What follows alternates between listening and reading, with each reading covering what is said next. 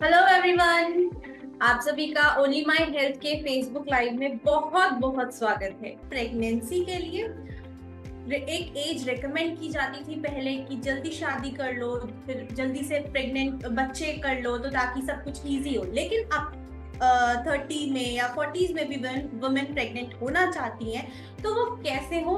आज इन सब के बारे में हम समझेंगे। हमारे साथ हमारी एक्सपर्ट डॉक्टर याशिका गुदेसर जुड़ चुकी हैं, consultant obstetrics and gynaecology, HCMCT Manipal hospital Dwarka. Hello ma'am. Hi. Ma'am, मेरा सबसे पहला सवाल तो यही है कि ये जो मिथ चला, ये मिथ है या सच है? ये तो आप बताइएगा कि जल्दी शादी कर लो, जल्दी बच्चे कर लो, हेल्दी रहोगे। First of all, happy Women's Day to everyone. And the theme of this year is invest in women and accelerate progress. तो हमारा जो थीम है वो भी इस चीज से रिलेटेड है, ठीक है ना। तो ये जो चीज है, हम एक वुमेन की ग्रोथ तभी एक्सेलरेट कर सकते हैं जब वो अपने डिसीजंस खुद लेगी, जब वो ये डिसाइड कर सकेगी कि कब वो शादी करे और कब वो बच्चे करे। Obviously, we are going to that generation जहाँ पे लेट प्रेगनेंसीज हो रही हैं, लेट शादीज हो रही हैं। Things are changing. अर्ली करके भी इश्यूज हैं, अर्ली करके फायदे भी हैं, और लेट करके भी कुछ इश्यूज हैं और लेट करके कुछ फायदे भी हैं। Obviously, the mother is more mature at the age of 30, more mature at the age of 35. तो एक जो मेच्योरिटी और एक जो 20 साल की लड़की आएगी, 25 साल की लड़की आएगी, there is a difference in the way she treats herself, takes care of herself, takes care of the child.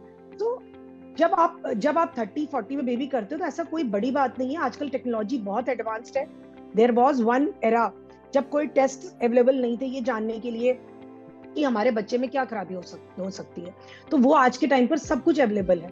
अगर हमारी एडवांसमेंट हुई है तो हमारे उसमें प्रोग्रेस, और हमारी जो एडवांसमेंट हुई है वो हमारे बेटरमेंट के लिए ही हुई है। आज के टाइम पर मैटरनल एंड फेटल मोर्टालिटी पूरी डिक्रीज हो चुकी है just because of that technology.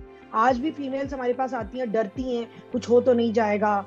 30-40 में कुछ देखो, दो कारण होते हैं एल्डरली में बेबी करने में। एक तो उनको लगता है कि चाहे बच्चे में मैलफॉर्मेशन होगा, दूसरा उनको लगता है हमें तो कुछ नहीं हो जाएगा। तो mother and baby are at a little risk more than 20 to 30 वाले एज ग्रुप से, बट ऐसा नहीं है।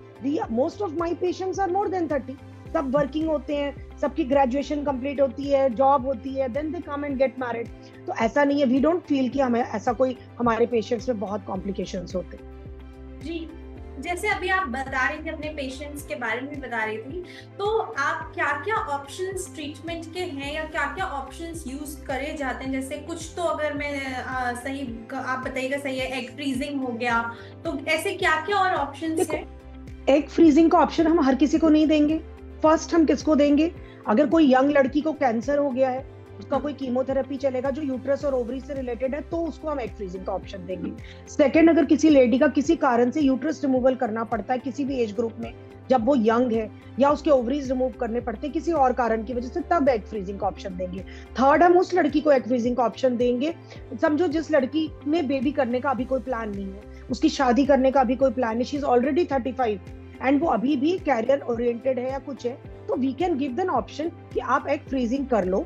जिनके पास पार्टनर है वो एग फ्रीजिंग करेंगे, जिसके पास पार्टनर नहीं है वो ओवरी फ्रीजिंग करेंगे। ठीक है जी जी। अच्छा मैम, क्या न्यूट्रिशनल डाइट, क्या हेल्दी डाइट इस टाइम पे आप रिकमेंड करेंगी कि औरतों को थोड़ा सा केयर करते रहना चाहिए फॉर 30 और 40 में जिन्हें प्रेग्नेंट होना है? देखो, केयर तो अपने बारे में हर साल, हर एज, हर एरा में करनी चाहिए, लेकिन जब तक हम 30 के होते हैं हम अपने कैरियर, एजुकेशन के ऊपर इतना लगे होते हैं कि हम अपने बारे में सोच भी नहीं पाते। और हम शायद यंग होते हैं तो हम बहुत जल्दी सोने के बाद बिल्कुल हेल्दी फील करते हैं, तो हमें फील भी नहीं होता कि हमें कहाँ प्रॉब्लम है, या हमारी स्किन को कुछ हो रहा है, या हमारे हेयर को कुछ हो रहा है, या हमारे बोन्स को कुछ हो रहा है। इवन वेजाइनल डिस्चार्ज भी लोग नेग्लेक्ट कर देते हैं। लेकिन जैसे ही हम 30 रीच करते हैं, जैसे ही हम 40 रीच करते हैं, तो हमें अपनी बारे में सोचने पे मजबूर हो जाते हैं, क्योंकि हमें थोड़ा सा टाइम मिल जाता है, हम इकोनॉमिकली स्टेबल हो जाते हैं, है ना। तो उस टाइम पर हम अपने, जैसे हमने कहा, इस टाइम पर वुमेन को स्टेबलाइज करना है, जो ये वाला है, तो इसमें सबसे पहले अगर हमारे पास फाइनेंशियल स्टेबिलिटी होगी, तभी तो हमें किसी और से पूछना तो नहीं पड़ेगा अपने लिए टेस्ट करने के लिए, किसी और से पैसे नहीं। वो सबसे इंपॉर्टेंट चीज होती है एक फीमेल स्टेबिलिटी के लिए। तो मेरे हिसाब से जिस दिन एक औरत स्टेबल हो जाती है और जब अपने आप खर्च कर सकती है, तो 30-40 कोई भी एज ग्रुप मैटर नहीं करती है। हाँ, अपने आप को फिट रखना बहुत जरूरी है। 30 के बाद अपना स्किन केयर, अपना विटामिन केयर आपको स्टार्ट कर देना चाहिए, क्योंकि इस टाइम पर आपका जस्ट इफेक्ट्स ऑफ एनवायरनमेंट और पॉल्यूशन स्टार्ट हो चुके होते हैं। अगर आप प्लान कर रहे हो, अगर आप शादी करने जा रहे हो, तो आपको बहुत सारी चीजों का और एक्स्ट्रा ध्यान रखना पड़ता है। जो लोग प्लान कर रहे हैं उनको फॉलिक एसिड 3 मंथ्स पहले से स्टार्ट कर देना चाहिए, और हमेशा pre marital counselling and pre conceptual counselling के लिए जरूर जाना चाहिए। और 40 के बाद तो आपको तुरंत से अपने बोन्स का केयर करना बहुत ज्यादा। डॉक्टर याशिका, अगर कोई पहले से डायबिटीज का पेशेंट है या हाइपरटेंशन का है, तो क्या उसकी प्रेगनेंसी में कोई फर्क पड़ने वाला है? क्या उसको कुछ एक्स्ट्रा केयर की जरूरत पड़ने वाली है? प्री कंसेप्शुअल काउंसलिंग का मतलब ही यही है। अनप्लान्ड प्रेगनेंसी नहीं करो। हमारी कंट्री में यही होता है, शादी कर लेते हैं, बच्चा कब ठहरा पता ही नहीं। तो ऐसा नहीं होने दीजिए। आप डॉक्टर के पास, डॉक्टर से डरिए मत, क्योंकि आप डॉक्टर से डरते हो कि जाऊंगी तो पता नहीं टेस्ट लिखेंगे, कुछ निकल जाएगा।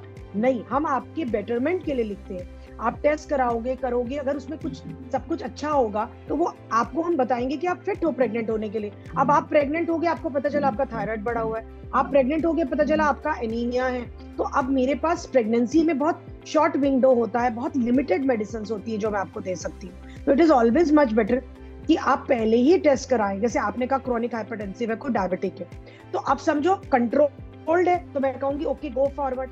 कंट्रोल नहीं है, अगर समझो कोई किसी का डायबिटीज बिल्कुल कंट्रोल नहीं है, वो कंसीव होकर आ गई, तो मैं उसे ये एक्सप्लेन करूंगी कि देखो आपके बच्चे में मेलफॉर्मेशन हो सकती है, तो उसे डर लगेगा। अगर वो पहले से कंट्रोल्ड शुगर होगी तो मैं उसे बोलूंगी go easily go and get pregnant, not a issue. अभी आप जैसे अनप्लान्ड प्रेगनेंसी की बात कर रही थी, तो मैं इसी पर ना थोड़ा और डिटेल में जाना चाहती हूँ, क्योंकि ये आपने सही कहा, ये हमारे यहाँ बहुत बड़ी प्रॉब्लम है कि हम अनप्लान्ड प्रेगनेंसी करते हैं। इसमें आप क्या बता सकते हैं हमारे ऑडियंस को कि औरत को पर्सनली अपने खुद के बॉडी में क्या क्या परेशानियां उसको झेलनी पड़ सकती हैं, और भी क्या क्या हेल्थ इश्यूज हो सकते हैं अगर अनप्लान्ड प्रेगनेंसी की तरफ हम गए तो? देखो, अनप्लान्ड प्रेगनेंसी सबसे कॉमन और इजीएस्ट सॉल्विंग है, जिसके पास कोई भी ऑप्शन नहीं है। समझो जो नॉन वर्किंग है और वो दूसरों के भरोसे, तो एक फॉलिक एसिड तो उसे खाना चाहिए। गवर्नमेंट हॉस्पिटल डिस्पेंसरी में भी हर जगह फॉलिक एसिड फ्रीली अवेलेबल, तो आप उसको तो 3 मंथ्स पहले स्टार्ट कर देना चाहिए। जिसके लिए पॉसिबिलिटी है उनको जाना चाहिए, डॉक्टर के पास मिलना चाहिए, कुछ बेसिक ब्लड टेस्ट रूटीन्स कराने चाहिए, इवन पॉसिबल तो अल्ट्रासाउंड्स भी कराने चाहिए, क्योंकि कभी कभी हमारे पेशेंट्स में gall bladder stone, kidney stone, इस तरह की चीजें भी निकल के आती हैं। ऑब्वियसली मैं हर पेशेंट का नहीं कराती, पर एक बार उससे डिस्कस करके, बात करके, काफी सारे पेशेंट्स को पहले हिस्ट्री हुई होती है, कभी पेन हुआ होता है, तो उन्हें अवेयरनेस होती है कि उन्हें कभी एक प्रॉब्लम हुई थी, तो उन पेशेंट्स में हम रिपीट कराते हैं। मेरे पास एक पेशेंट थी जिन्होंने प्रेगनेंसी हुई, फर्स्ट टाइम उन्हें पता चला कि उनको ना किडनी में बहुत बड़ा स्टोन था और उनकी एक किडनी बिल्कुल डैमेज थी।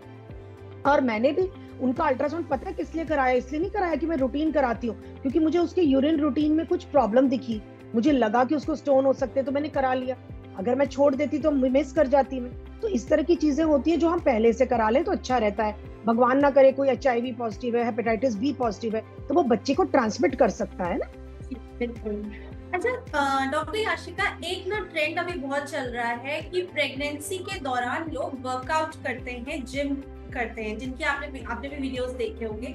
तो अगर हम 30s या 40s में प्रेगनेंसी उसमें हम प्रेग्नेंट होती हैं महिलाएं, तो फिर उनको क्या वर्कआउट करना अलाउड होना चाहिए, या फिर मतलब कुछ केसेस में कर भी सकते हैं? देखो, हर सिनेरियो अलग अलग है। एक लड़की वो है जो पहले से करती थी, हाँ, एक ने कभी नहीं किया, एक ऑलरेडी बहुत ज्यादा करती है, तो सब वैरायटी अलग अलग है। आइडियली हम सबको फिट रहना चाहिए, हमें शुरू से एक्सरसाइज करना चाहिए, क्योंकि आजकल अगर आप देखोगे अम्बिलिकल हर्निया और हर्नियाज की भी बहुत प्रॉब्लम्स आ रही हैं। हम सबकी एब्डोमेन्स ऑलरेडी बहुत वीक है, तो एब्डोमिनल वॉल वीक होने की वजह से एक प्रेगनेंसी में आपको हर्निया हो जाता है। तो आप पहले से अगर फिट हो, पहले से विद इन वेट हो, आपका BMI ठीक है, आप ओवरवेट नहीं हो, तो आप जब प्रेग्नेंट होते हो तो आपको ज्यादा दिक्कत नहीं आती है। कुछ मेरे पेशेंट्स होते हैं प्रेगनेंसी में फर्स्ट टाइम एक्सरसाइज स्टार्ट करते हैं, तो उनको तो स्लो ही ग्रो स्टार्ट करना होगा, है ना। और प्रेगनेंसी की जो एक्सरसाइजेस होती है वो योगा और फिजियोथेरेपी का कॉम्बिनेशन होती है। थोड़ा सा कुछ योगा के पार्ट्स होते हैं, थोड़ा से फिजियोथेरेपी के पार्ट्स होते हैं, तो आपको दोनों चीजें करनी होती हैं। तो जो डॉक्टर्स, जिन लोग के कुछ हॉस्पिटल्स में, जैसे हमारे हॉस्पिटल में भी अवेलेबिलिटी है इस चीजों की, तो कुछ हॉस्पिटल्स में जहाँ पर ये चीज अवेलेबल है, आप लोग क्लासेस भी करते हैं, तो वो क्लासेस आप अटेंड कीजिए, आपको सही चीज का पता चलेगा। जो लेडीज पहले से जिम कर रही हैं और ओवर अच्छा वाला करती हैं, उनको तो ऑब्वियसली स्लो डाउन करना है, कुछ अमाउंट तो उनको अपने ट्रेनर से डिस्कस करना पड़ेगा। पर हमारी कंट्री में अभी भी देखो बहुत ज्यादा प्रेगनेंसी रिलेटेड ट्रेनर्स मेरे ख्याल से कम है। वो with time I think next 5 years में बहुत चेंज आ जाएगा। तो आइडियली आपको किसी और डॉक्टर से भी और स्पेशलिस्ट से मिलना चाहिए जो प्रेगनेंसी योगा, प्रेगनेंसी एक्सरसाइजेस कराते हैं, उनसे आप डिस्कस करके अपने, और आराम से 5 kgs तक वेट आप लिफ्ट कर सकती हैं। अब जिस लड़की ने कभी भी लिफ्ट नहीं किया वो प्रेगनेंसी में लिफ्ट करेगी तो that is not right. Correct. अच्छा, एक प्रॉब्लम और है आजकल, वो है स्ट्रेस की। मतलब आजकल हर किसी के पास स्ट्रेस है, लेकिन स्ट्रेस प्रेगनेंसी में उसका क्या कुछ रोल है या नहीं है, इस पर कुछ आप बताइए। पूरा ही पूरा रोल है। स्ट्रेस इटसेल्फ प्रेगनेंसी होने ही नहीं दे रहा है। मेरे पास ऐसे कपल्स आ रहे हैं, शादी हुई नहीं 2 महीने में ट्रीटमेंट शुरू करा दिया कि प्रेग्नेंट नहीं हो रहे हैं, क्योंकि उनको इतना स्ट्रेस है कि खुद तक हो सकता है कोई, क्योंकि उसकी बहन को प्रॉब्लम हुई थी, उसकी पड़ोसी को प्रॉब्लम हुई थी, वो कंसीव नहीं कर पाए थे। एक ऐसा ग्रुप आता है जिनको 5 साल हो गए, 6 साल हो गए, लेकिन अभी प्रेगनेंसी करने का कोई सोचा भी नहीं, पीरियड्स भी इरेगुलर है, पीसीओडी है, डायबिटीज है, but they are not taking care of themselves. तो ये दोनों ग्रुप से वॉलेटाइल है, दोनों की प्रॉब्लम। हम दोनों ग्रुप्स को हमें केटर करना जरूरी है। आप डॉक्टर से मिलिए, डॉक्टर आपको सलाह देंगे वेदर आपको प्रॉब्लम है कि नहीं। सबसे बड़ी प्रॉब्लम जो कंसीव होने में हो रही है आज के टाइम पर, जनरेशन में लोगों के पास टाइम ही नहीं है सेक्सुअल रिलेशनशिप्स के लिए, तो आपका टाइम जो होता है वो मिस हो जाता है, तो आप कंसीव नहीं करते हो। और दूसरी छोटी मोटी इश्यूज तो होते ही हैं, वो सब आप जब केटर, हम लोग कितने पेशेंट्स हमारे पास फर्स्ट विजिट आते हैं, विद इन नेक्स्ट मंथ तक कंसीव कर जाते हैं, उनको हम जस्ट विटामिन देते हैं, कुछ टेस्ट कराते हैं और उनको हम थोड़ा सा हेल्दी करते हैं, वो कंसीव हो जाते हैं। ये आपने विटामिन की बात की, मेरा अगला सवाल इसी पर था कि क्या विटामिन और सप्लीमेंट्स ये सब जैसे पहले से भी कुछ लोग लेते रहते हैं, तो ये क्या आफ्टर प्रेगनेंसी भी लेना कंटिन्यू करना चाहिए? ड्यूरिंग प्रेगनेंसी अपने डॉक्टर को इन्फॉर्म करिए और डॉक्टर से पूछ के लीजिए। फर्स्ट 3 months में फॉलिक एसिड के अलावा हम कुछ नहीं देते हैं, जो आपकी डॉक्टर अगर बोलेंगी तो वो आपने लेना है। उसके बाद 3rd month के बाद ही हमारे सारे विटामिन स्टार्ट होते हैं। आप पहले से ले रहे थे तो आपको सब बात की थी, क्रॉनिक हाइपरटेंशन एंड डायबिटीज, उसके अलावा भी बहुत सारी और बीमारियां होती हैं जो पेशेंट्स, किसी को एपिलेप्सी है, किसी को एक्ने का ट्रीटमेंट ले रहा है, कोई किसी और चीज का, ऐसे डिजीजेस हैं जो ऑटो इम्यून है जिसके वो स्टेरॉइड्स ले रहे हैं, तो उनमें से कुछ मेडिसिन उनको स्टॉप करनी होती हैं। जब उनके डॉक्टर बोलते हैं वो तभी अपना प्रेगनेंसी प्लान कर सकते हैं। आप अभी अपने पेशेंट्स की कुछ केस स्टडीज बताई थी, तो अभी तक आपको कोई ऐसा चैलेंज लगा हो, कोई केस ऐसा है जो बहुत चैलेंजिंग हो बट स्टिल वो वर्क कर गया, बट चैलेंजिंग बहुत था? चैलेंजिंग मेरे पास एक आई थी, किडनी ट्रांसप्लांट की पेशेंट थी, उसका किडनी ट्रांसप्लांट हो रखा था, देन वी डिलीवर्ड हर।